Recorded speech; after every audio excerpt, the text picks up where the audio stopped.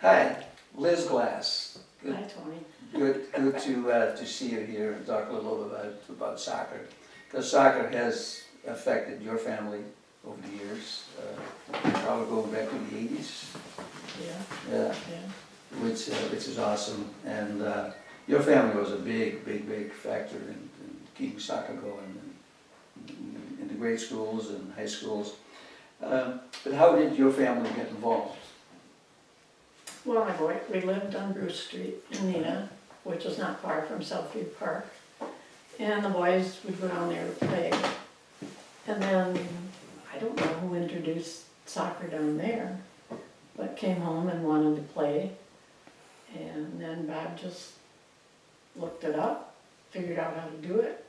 They needed coaches at that time, I Yes, think. that's what They were looking for it, so he said, oh yeah, sure, I'll give it a try. And I don't know how many years later, he was still going, Yeah. so. But we needed coaches and we needed people to run the club and everything too. Tournaments were not there yet, that was all, Right. all brand new. Probably at the time that he got started, it was mostly you guys from Holland Yeah, and a lot of people from Menasha Boys Sports. right, that's where the youth That's where program it started, yeah. Yeah, But then we had enough interest from Nina, so we had Nina Right. as well, yeah.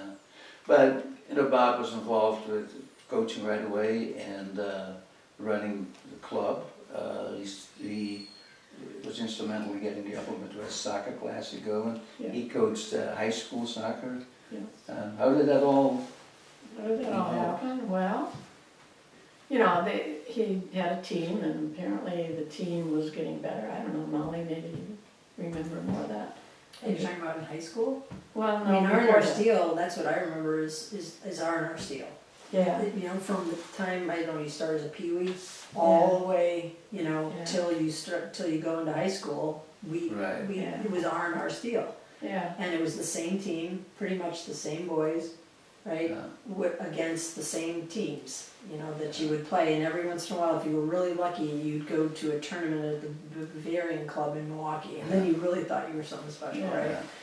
But how he moved on from R&R Steel to girls soccer at Neenah, I don't know, because I had already graduated. yeah. So, I don't know how he. I think he started out real small with the little kids, the kindergartners, picking dandelions out in the Yeah. field, which Pulling up if the you knew socks. Bob's personality, that really didn't go very well. And then I think it just built up, if Bob were gonna do anything, he wasn't gonna do it halfway. Right, he did nothing So, halfway. right. Yeah. So, he got into soccer and the boys just loved it. And it was basically it was our family entertainment for Yeah, a lot of years, Yeah. or vacations or whatever. they probably would have done something else, play a different sport, baseball, but he just. That could be, yeah, that could be. But, and I worked for R&R Steel. So, Right, Bob, That's Bob where and Ray, yeah. sponsor came in. Uh-huh. And then the McCowan boys played, and Larry, their dad, got involved with Bob, so they had, if one guy couldn't be there to coach, Yeah, at least somebody was. and they were both very responsible. Yeah. And, So that, developing the and then it teams. just built up, and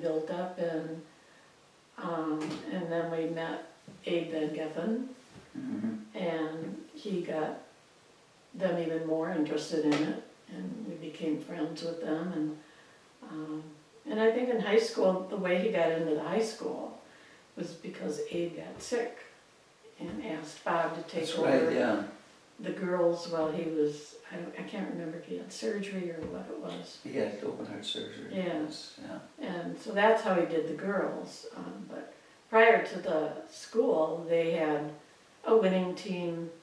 R&R Steel was a pretty good team. Mhm. And I remember a game in Milwaukee, I think it was. And it was a championship game. I don't know who the other team was. They were from Milwaukee.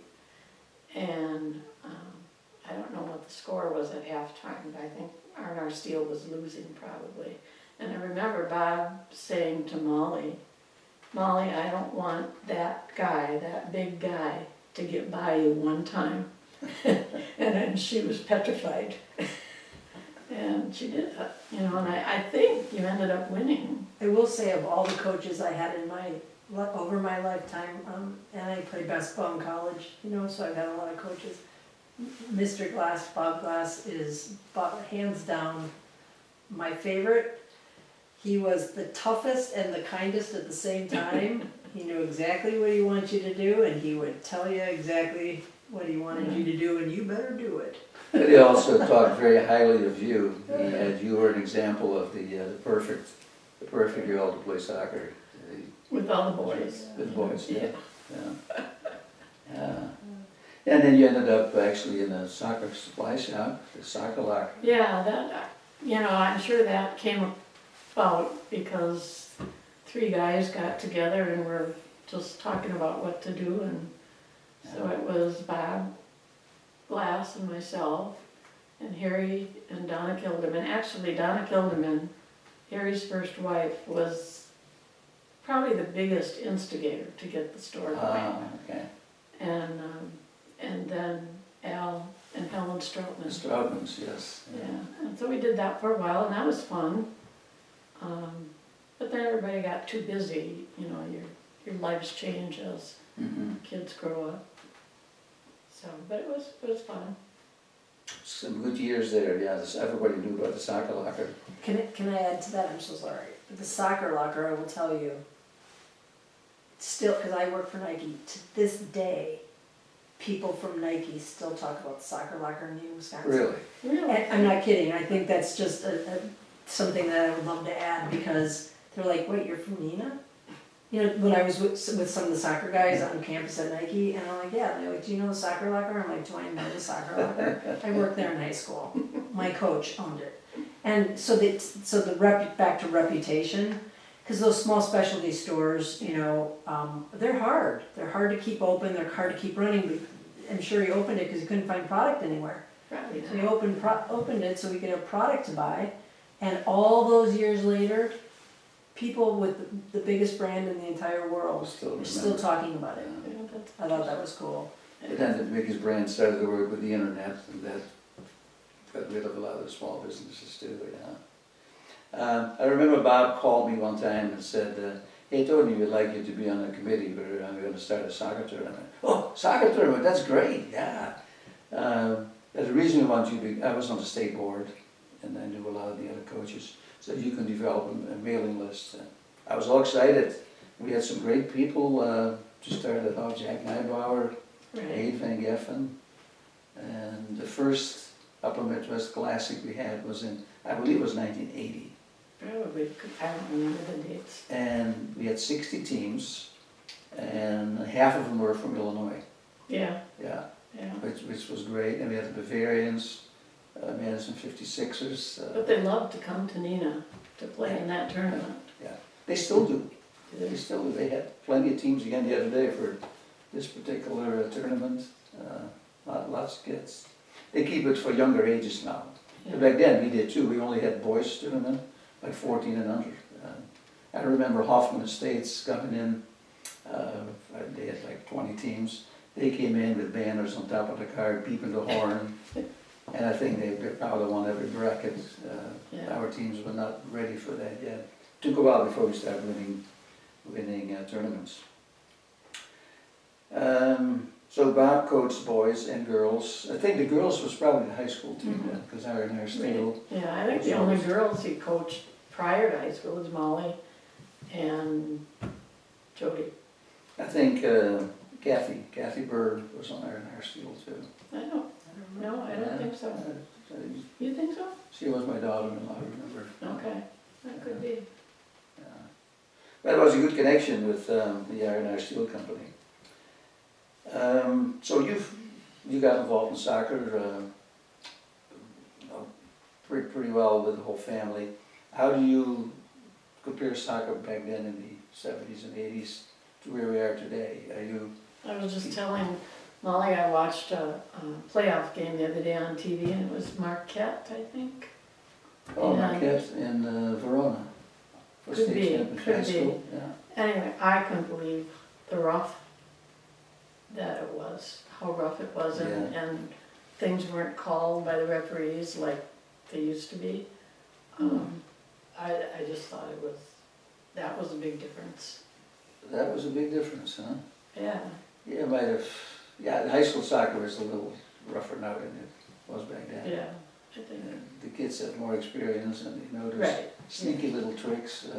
And now, when they go to tournaments, they go to Texas or Yeah, Indiana or California or wherever. I think the farthest we ever went was down by Chicago. yeah. That's pretty much it. Often the state was a big draw for us Yeah. back then. Yeah. Yeah, I know your home was probably the clubhouse of the soccer club back then, because we had a lot of, I know you had a meeting, it was a lot of times at your house. Because you were the only guys that had a computer back then. Of the Probably, soccer. probably, yeah, So we did all the scheduling there. yes, yeah. That was pretty awesome. Scheduling, getting out, getting stuff out to the different teams. So Molly, could we talk to you a little bit too? You want to exchange seats here for a second? Yeah. Or is there anything you want to